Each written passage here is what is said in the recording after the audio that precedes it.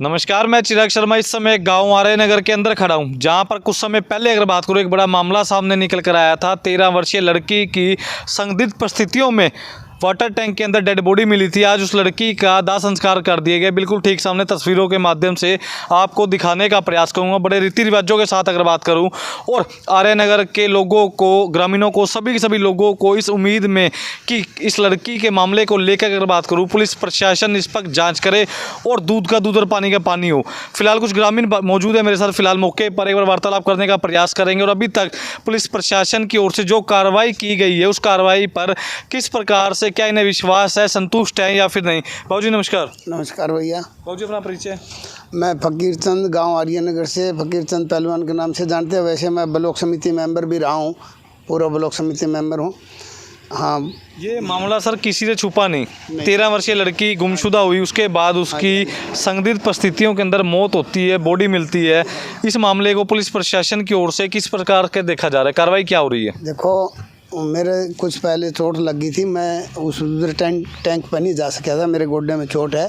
लेकिन जो भी बात सामने आने लग रही है, मतलब जो चाहे मेडिकल का है या उस लड़की के साथ जो भी हुआ बुरा हुआ, लेकिन बहुत ही ज़्यादा दुखद बात यह है, इसका मर्डर हुआ है।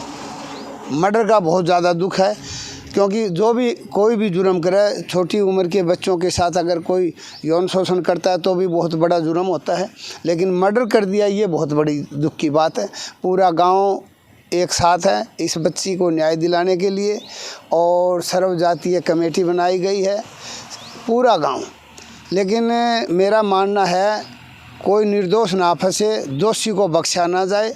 और अगर प्रशासन अपनी कार्रवाई कर रहा है, ढील है, तो उनको सतर्क होना चाहिए और उसके बाद प्रशासन न्याय दिला देगा, जहाँ तक उम्मीद है। क्योंकि कहाँ तक छुपाएंगे, पुलिस प्रशासन को पता होता है भाई असलियत कौन है, किस। अच्छा, पहली बात ये भी, यहाँ भी थोड़ी सी ढील चल रही है।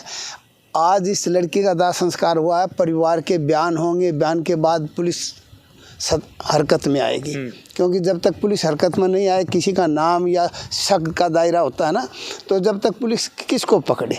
वो एक लड़का ले जा रखा है पुलिस ने, उसका रिमांड हो रहा है, तो उसके देखो क्या रिजल्ट आता है। पुलिस क्या उससे साबुत करवा सकती है या उसके पास कुछ नहीं है, वो जो बात सामने आएगी।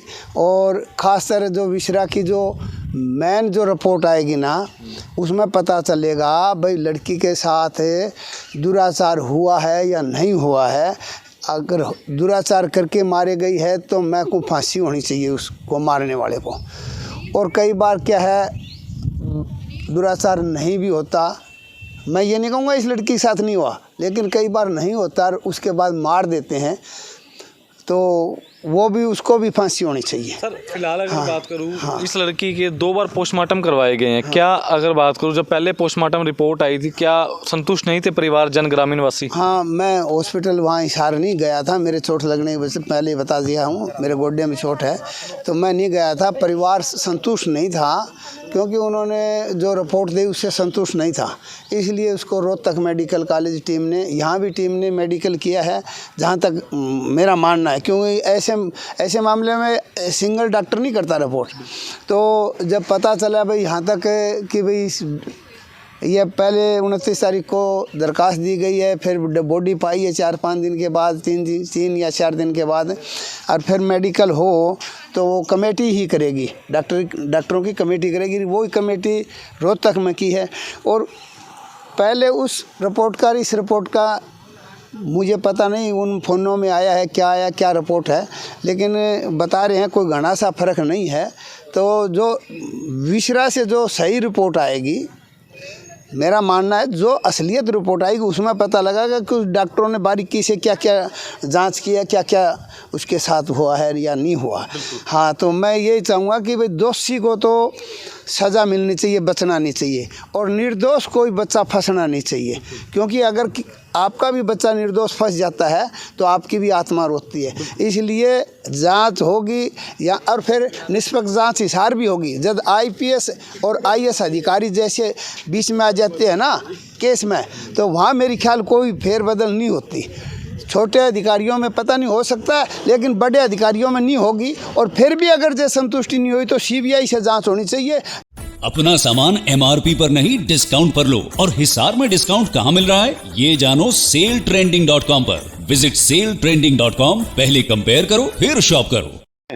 इस मानव जाति या उसके विरुद्ध कोई कार्य किया है उसको सजा अवश्य मिलनी चाहिए। हम निर्दोष नहीं चाहते कि कोई भी निर्दोष व्यक्ति चाहे गांव का और चाहे बाहर का वो फंसे। हम चाहे परिवार का भी हो, अगर जो कोई दोषी है तो हम चाहते हैं कि भी इस तरह की घटना दोबारा ना हो, क्योंकि हमारा गांव एक आदर्श गांव रहा है और आज से नहीं बहुत पुराना रहा है। यहाँ सीनियर सेकेंडरी स्कूल बॉयज़ का अलग है, गर्ल्स का अलग है, प्राइमरी स्कूल अलग है और सभी सुविधाओं से सुसज्जित है। लेकिन इस तरह की घटना ये पहली बार हुई है। हमने आज तक इस तरह का जो जघन्य कांड है वो नहीं देखा और हम चाहते हैं कि भाई ये इस तरह की दोबारा ना घटे। ये इंश्योर करने के लिए ये धरना जारी रहेगा। एक बात बताइए, अगर बात करूँ तो यहाँ पर पता चला है कि सूत्रों के हवाले से खबर है काफ़ी बड़े बड़े नेता भी देखने के लिए आए। उन्हें किस तरह का देखो ऐसा है जी, मेरी अभी रामचंद्र जांगड़ा जी से आज भी बात हुई और जिस दिन की ये घटना हुई थी उस दिन भी बात हुई थी। उन्होंने आईजी श्री राकेश आर्य जी से बात की थी फ़ोन पर। उन्होंने राकेश आर्य जी ने हमारे को शुरू से ही आश्वासन दिया हुआ है कि हम अपने एंगल से इसकी पूरी जांच करेंगे, इसमें कोई कोर कसर नहीं छोड़ेंगे। अगर फिर भी आप संतुष्ट ना हो तो आप जिस तरह की कार्रवाई चाहते हैं वो कार्रवाई हम सुनिश्चित करेंगे।